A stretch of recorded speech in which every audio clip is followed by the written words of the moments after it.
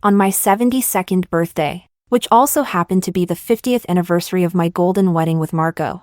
I accidentally dropped our wedding photo frame while wiping it. The photo inside fell out, revealing not only our wedding picture but also a woman's ID photo. I silently picked up the photo and placed it into the drawer. I had long known that the person my husband truly loved was not me, but I had numbed myself, pretending not to know. But now, the undeniable truth lay bare before me. I glanced at Marco, who was reading the newspaper on the balcony, and calmly said, "Let's get a divorce." Marco looked at me in disbelief, angrily calling me crazy before slamming the door and leaving. Suddenly, I felt a wave of dizziness, as though the world had turned upside down. In the next moment, I found myself back in 1970. Chapter 1. I opened my eyes and froze, startled by the scene before me. The room was unfamiliar yet somehow familiar. I stretched out my hand, rough with calluses but free of wrinkles. Had I returned to my youth?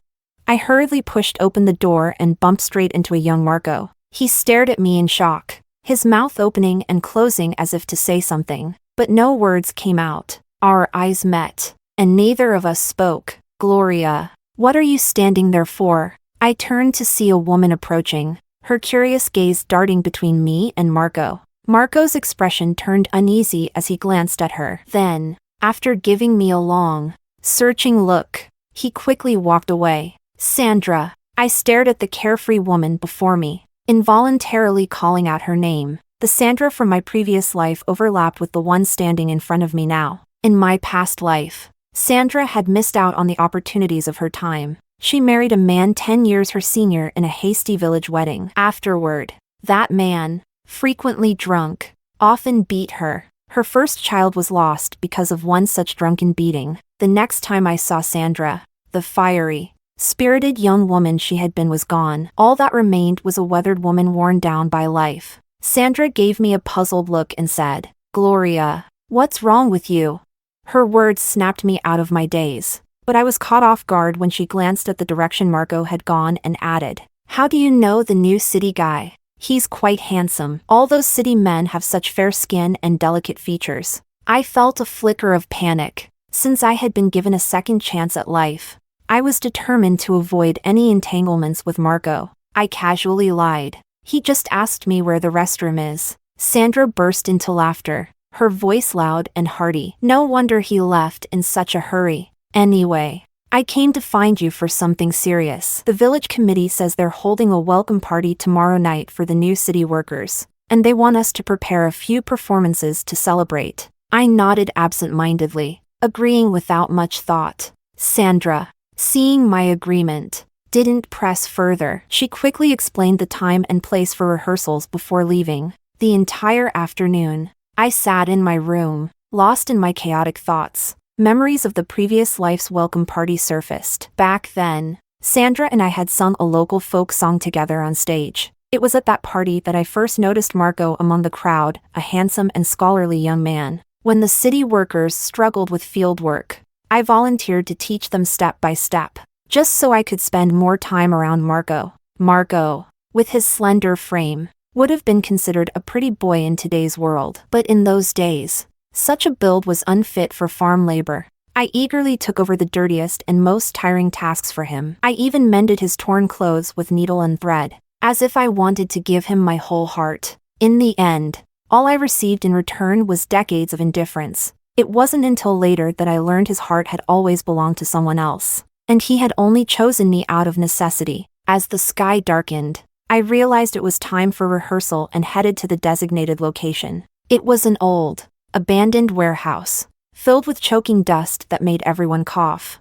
After some discussion, we decided to practice outside in the courtyard instead. A group of girls stood in a line, their crisp voices echoing and drawing the attention of passing villagers. Some of the new city workers walked by in groups, including Marco. Marco's gaze lingered on me, his expression complicated. He seemed to forget to look away until one of his companions nudged him and teased, "Which girl has caught your eye? It's rude to stare." Flustered and angry, Marco shoved his companion hard and retorted, "I already have someone I like. If you're so curious, look for yourself." With that, Marco quickly walked away, leaving the other workers standing there, muttering in confusion. All right. Fine. No need to get so worked up. I observed their small exchange calmly, my expression unchanging. It seemed Marco and I were on the same page, since neither of us held any love for the other. In this lifetime, we could remain strangers. Chapter 2. After an intense day of rehearsals, the evening of the performance finally arrived. The village committee members started the event with some pleasantries, and the city workers, full of enthusiasm, responded with bright smiles. Sandra grabbed my hand and whispered, "Gloria, which of these male city workers do you think is the most handsome?" I lowered my gaze and replied casually, "I don't know." Sandra pouted, finding my response uninteresting, and continued, "I think that pale guy who talked to you last time is pretty good looking, but he's so skinny. If he tried to feed the cows might end up dragging him around instead." Not wanting to discuss Marco, I simply smiled without responding. Soon, our group of girls went up on stage and began singing. My gaze swept over the crowd, naturally landing on Marco. He was turned to the side, speaking gently with one of the female city workers. The woman he was talking to looked exactly like the one in the photo that had fallen out of the picture frame. I recognized her. Her name was Lisa. She was one of the few female city workers in the group and was quite beautiful. Back then, many young men from the village would secretly watch her work in the fields. When our performance ended, we left the stage amidst cheerful chatter from the other girls. I felt inexplicably tired, perhaps because my aged soul wasn't yet accustomed to this young body. Unable to resist, I found a quiet spot to sit and rest. A shadow fell over me, followed by a clear and pleasant voice. "Excuse me, are you Comrade Gloria?" I looked up and saw a delicate, handsome face. I felt a moment of confusion. I knew who this person was. He was a member of the city worker team, but in my previous life, we hadn't had any interactions. "It's like this," he explained. "Tomorrow is our team's first day working in the fields, and we need someone to guide us. The villagers said we should find a woman named Gloria to be our teacher." I paused for a moment, then remembered that in my previous life, before the village assigned someone to guide the city workers, I had volunteered for the role. "You don't need to call me teacher, just call me Gloria," I replied with a smile and a nod. He introduced himself as Eric. We discussed the work planned for the next day and eventually wandered into other topics. Having lived a whole lifetime, my knowledge and perspectives were no less than those of these college students. I answered Eric's questions effortlessly. In the dim light, I caught a fleeting glimmer of something unusual in Eric's eyes, but I dismissed it without a second thought. Our conversation grew so engaging that we lost track of time, talking until the square had emptied. "Eric, what are you talking about with a girl? Everyone else has left." The sudden voice interrupted our conversation. I looked up to see the same city worker who had teased Marco the day before. "Lucas, stop making things up. I was just discussing tomorrow's work with Gloria," Eric said, frowning. Lucas shrugged, clearly unconvinced. But seeing Eric's serious expression, he let it go. Eric furrowed his brow, worried about how such remarks might affect a girl's reputation if they spread. Understanding his concern, I stood up and left without hesitation. My composure seemed to make Lucas lose interest, and he returned to joking around with the other city workers. As I walked away, I saw Marco and Lisa sitting together, deep in conversation. Lisa noticed my gaze and looked back at me. I paused briefly, then smiled at her warmly and walked on without a second thought. Chapter 3. The next day, I led the group of city workers to the fields. They chattered excitedly, their energy palpable. The early spring air carried a slight chill, and the gentle countryside breeze made the workday pleasant. Of all the seasons, this was the most comfortable time of year. I explained the basic steps to them, and they eagerly grabbed their tools, starting to till the soil and remove the remnants of winter weeds and crops. Most of the group, unfamiliar with farm work, quickly lost their initial enthusiasm. By late morning, their arms and legs were sore and weak. Marco, however, had the advantage of experience from our previous life. He quickly got the hang of it and finished his section in no time. Lucas, panting heavily, exclaimed, "Marco, it's like you grew up here. How are you this skilled?" Marco simply smiled and brushed off the comment. then immediately went to find Lisa. Lisa, let me help you. How can a girl like you manage such heavy work? Lisa blushed shyly but accepted Marco's offer with a smile. After finishing the farm work, the group was too exhausted to stand straight. We headed to the village committee to record their work points and exchange them for food rations.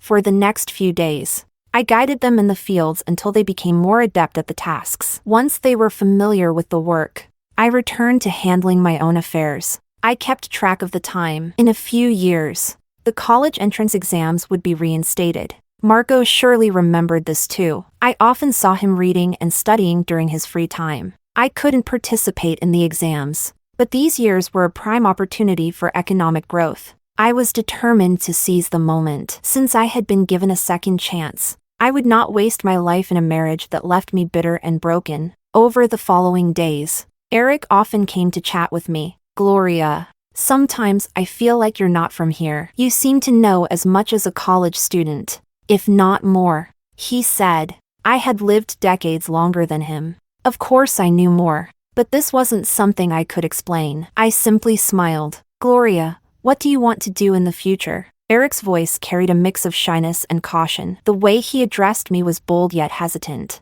I turned my head to look at him, pausing for a moment before replying. Why do you ask? Afraid I might misunderstand his intentions, Eric quickly explained. I didn't mean anything bad. I just think you're different from the others. You don't seem like the type to just marry when the time comes. Maybe I'll go to the city. I haven't decided yet, I replied, my eyes glimmering with hope and anticipation. One thing was certain, this time, I wouldn't let marriage trap me or turn me into a resentful woman. After our conversation, I strolled leisurely back home. From a distance, I noticed a group of people hurriedly gathering at the village committee.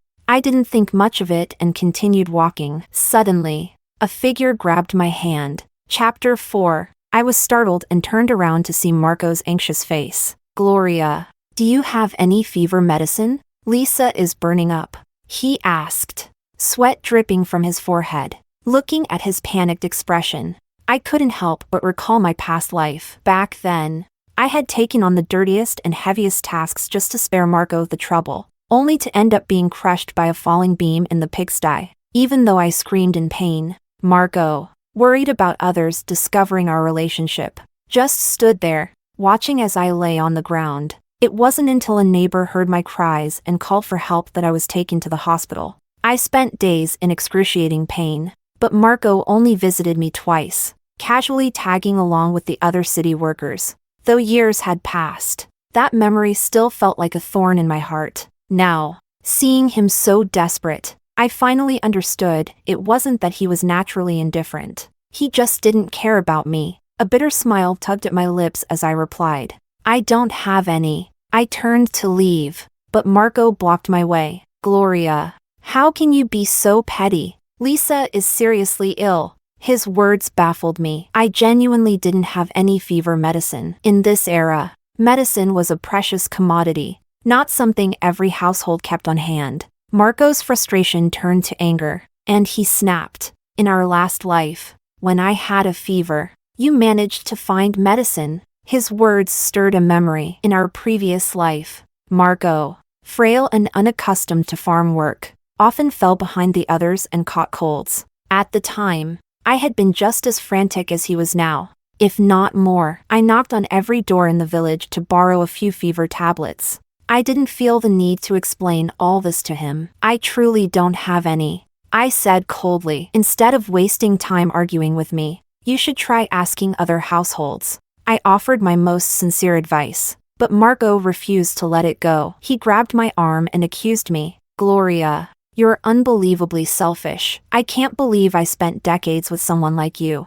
He scoffed bitterly and added, his tone dripping with sarcasm, I almost forgot, you've got someone new now. No wonder you're suddenly so chatty. We were married for so many years, and you never once stayed up all night talking to me like you do with Eric. That guy is completely smitten with you, constantly praising you in front of the rest of us. I frowned, instinctively defending myself. Our issues have nothing to do with Eric. I had only spoken to Eric a few times, and if he praised me, that was his business. My conscience was clear. Besides, What right did Marco have to criticize me?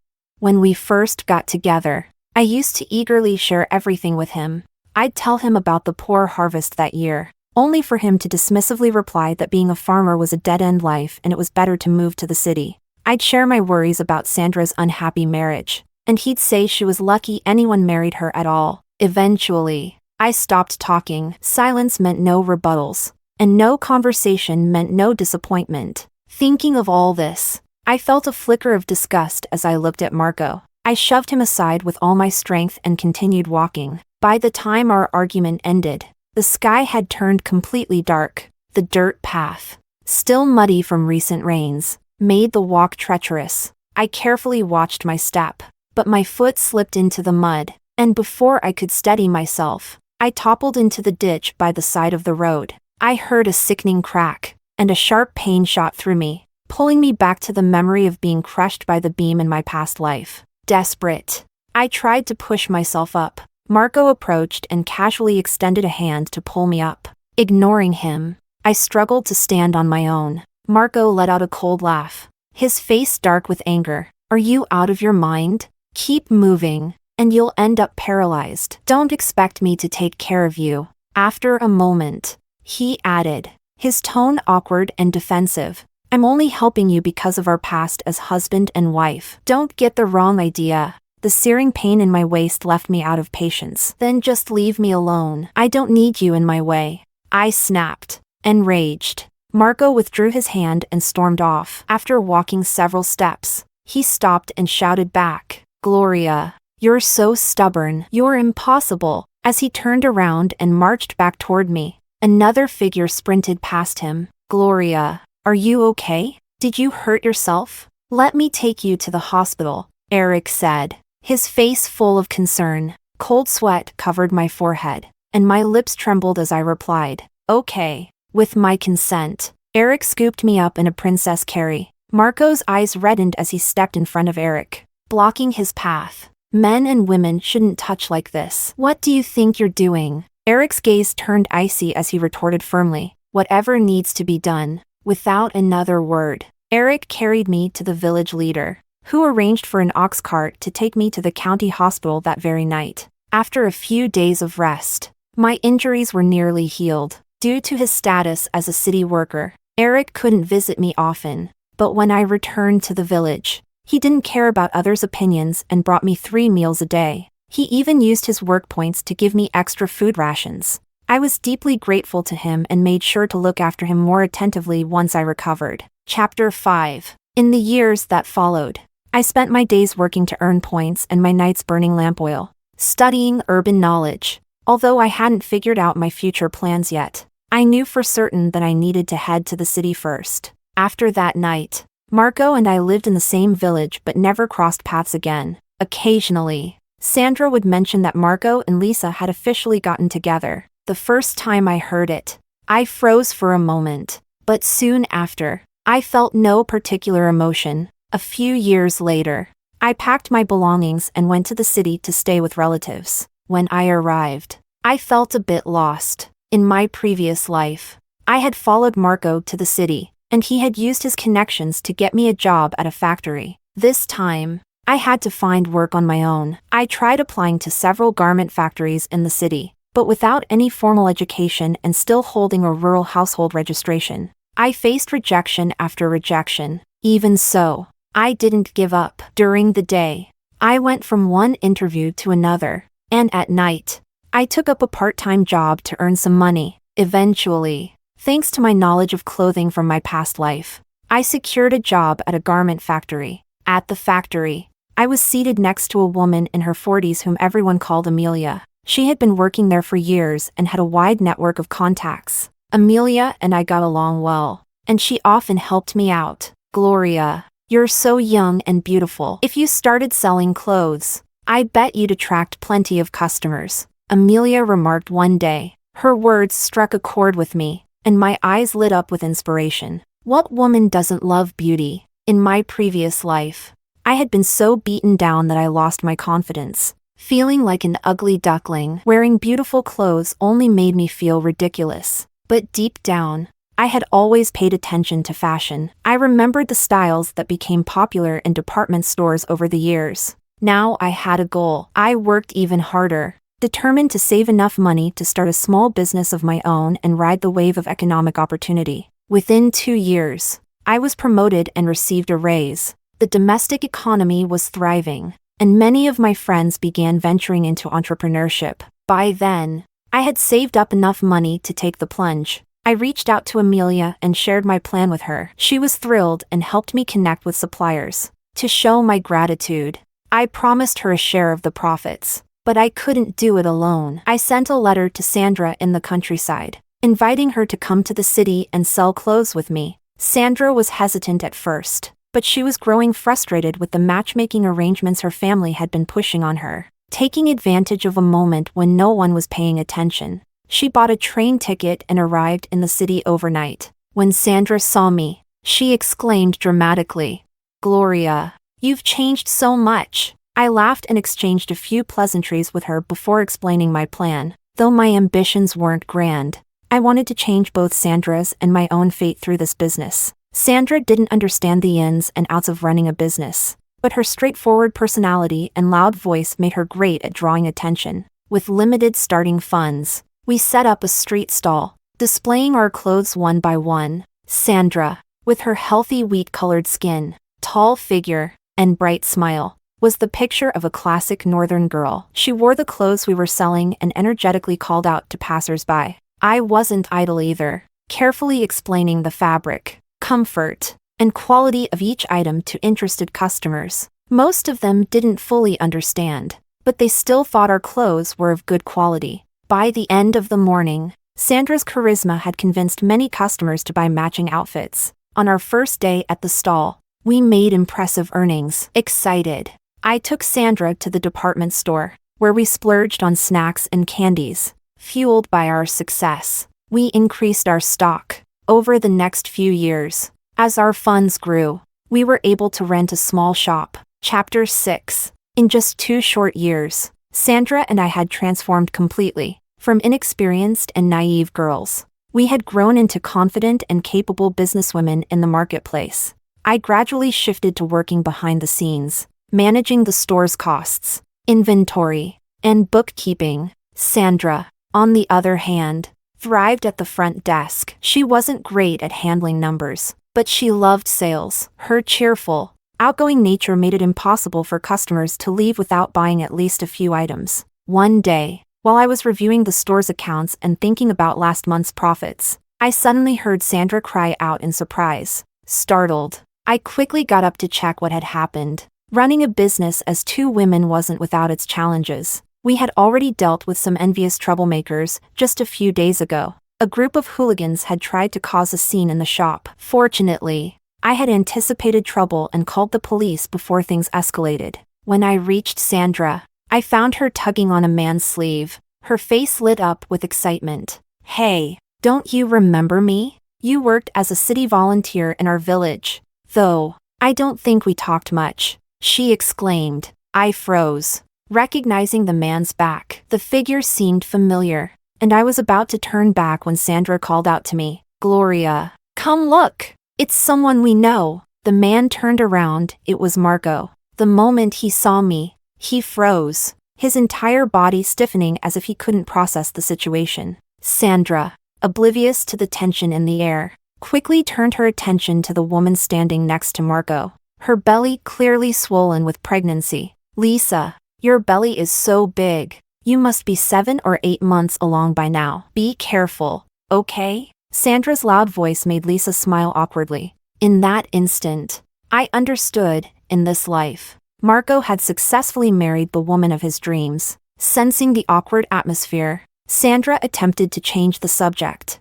"I remember you 2 left the village to take the college entrance exams. You must have great jobs by now," she said, trying to lighten the mood. Marco finally recovered and replied, "I passed the exams." Lisa didn't. She was pregnant at the time and couldn't focus on studying. Sandra paused, her expression stiffening. The exams had been years ago, and her gaze drifted instinctively to Lisa's belly. "The child didn't survive," Lisa murmured, her voice so faint it was barely audible. Sandra, realizing she had said the wrong thing, simply hugged Lisa to comfort her. I quietly observed Lisa. Her current state reminded me of myself in my past life, constantly walking on eggshells, cautious and insecure, trapped in a cycle of self-doubt and belittlement. Marco was like a vampire. Anyone who loved and cared for him would be drained of their worth. His expression grew darker, and he grabbed Lisa by the hand, pulling her out of the store. His retreating figure resembled someone fleeing in haste.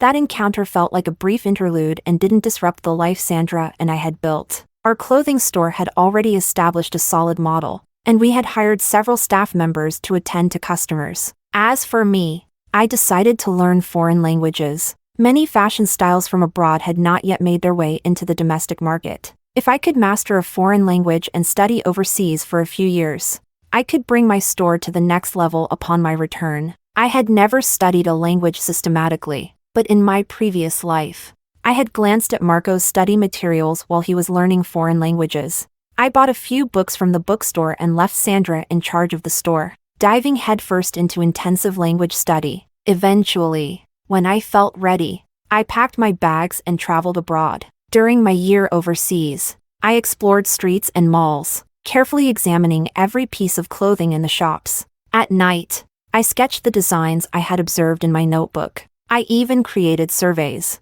printed them, and handed them out to people on the streets, gathering data on which styles were preferred by different age groups and customer demographics. I also loved sitting quietly in a corner of the plaza with my sketchpad, observing the passers-by. Whenever I spotted a beautiful scene or a fashionable outfit, I would sketch it as inspiration for future projects. One day, I was engrossed in sketching a young woman in a delicate white dress, crouched on the ground surrounded by pigeons. The serene scene captivated me. As I traced her silhouette with my pencil, a voice suddenly interrupted me from behind. "Gloria?" There was a hint of uncertainty in the voice. I turned around and saw the man speaking. He looked at me, and when he recognized me, his face lit up with joy. "Eric?" I hesitantly said his name. It had been so long that I wasn't sure. A spark of recognition flashed in Eric's eyes. He sat down beside me and said, "I never expected to run into you here." After the college entrance exams,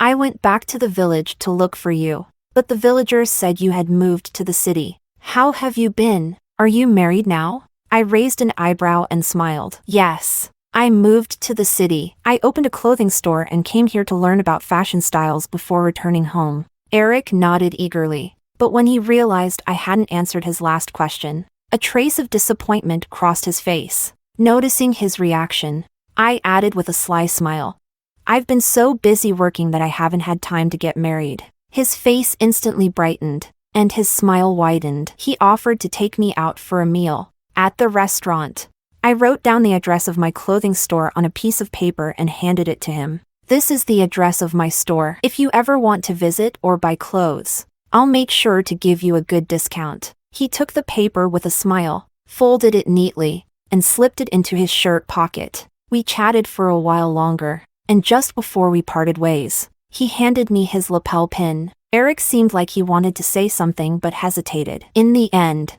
he just smiled and said nothing. I didn't press him further. There was an unspoken understanding between us. A subtle feeling of affection began to bloom in both of our hearts, but we were focused on our respective careers. He didn't have the courage to break through the barrier, and I wasn't ready to embrace a new relationship just yet. Chapter 7. After spending a year abroad, I returned home with a collection of designs. In just 1 year, the domestic landscape had changed significantly. The street where our store was located had become lined with shops, and the competition had noticeably impacted our business. Sandra was overjoyed to see me again. She enthusiastically prepared a welcome-back party and eagerly shared stories about everything that had happened over the past 2 years. "Gloria, you wouldn't believe how much things have changed these past 2 years. Marco got divorced. You remember Marco, right? One of the city workers who came to our village," Sandra said excitedly. I nodded and replied,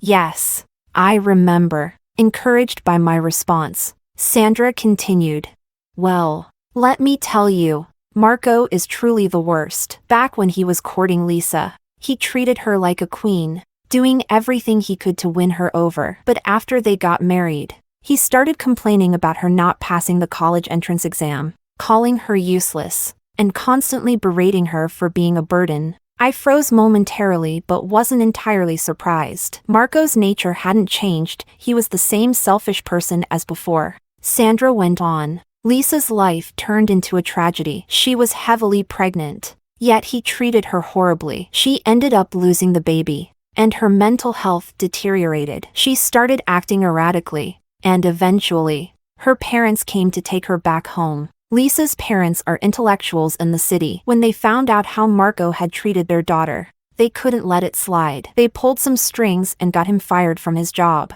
Now Marco is working at a factory. Despite being a college graduate, Sandra said, shaking her head. I sighed softly and said, "It's just a pity that Lisa met the wrong person." My tone carried a trace of regret, not just for Lisa in this life but also for the version of myself in my past life. Sandra fell silent for a moment, then suddenly remembered something. By the way, Gloria, are you and Marco close? Ever since he lost his job, he's been stopping by the store asking about you. I frowned, a wave of disgust washing over me. Not close, I replied curtly. Sandra didn't seem to notice anything amiss and nodded, though she appeared slightly puzzled. I didn't waste any energy thinking about Marco. On my second day back, I contacted my suppliers and shared my designs and style preferences with them. I also reached out to Amelia, who I had worked with at the factory years ago. She had recently been let go due to her age. Learning this, I decided to hire her to oversee the production work for my business. With her wealth of experience, I trusted she would not disappoint me. Gloria, these designs are unlike anything in the domestic market right now. I'm sure they'll be a huge hit as soon as they're released, Amelia said with a smile as she admired the sketches. Her enthusiasm fueled my confidence. I contacted some investors, hoping to secure funding to expand our business further. Although I attended several networking events, most investors were reluctant to invest in this sector, as heavy industry was more lucrative and stable than light industry. Everything changed when my new clothing designs hit the market. They caused an instant sensation, sparking a citywide craze. Our orders skyrocketed, and we sold out almost immediately. That evening, Sandra, Amelia, and I stayed late at the store, tallying up the day's earnings. Sandra, who struggled with numbers, stared wide-eyed at the figures I recorded. "This much? Gloria, we're going to be rich," she exclaimed, her excitement palpable. Amelia, equally thrilled, added with a big smile, "Now we can finally expand our business." I nodded, unable to hide my joy. "Tomorrow, I'll revisit the investors I spoke to before. With these numbers, I'm confident we can secure the funding this time." The next day, as expected, I successfully secured the investment we needed. Chapter 8. I quickly rented a large storefront in the department store, completely renovated it, and established my own partnered factory. The entire process was streamlined to ensure that the clothing matched the quality and designs promised. Sandra suggested hiring a few tall, attractive young women to model the store's clothes and promote them to customers as they walked in. The idea worked brilliantly, and sales skyrocketed. One day, while I was busy managing the store, I noticed a familiar figure lingering outside.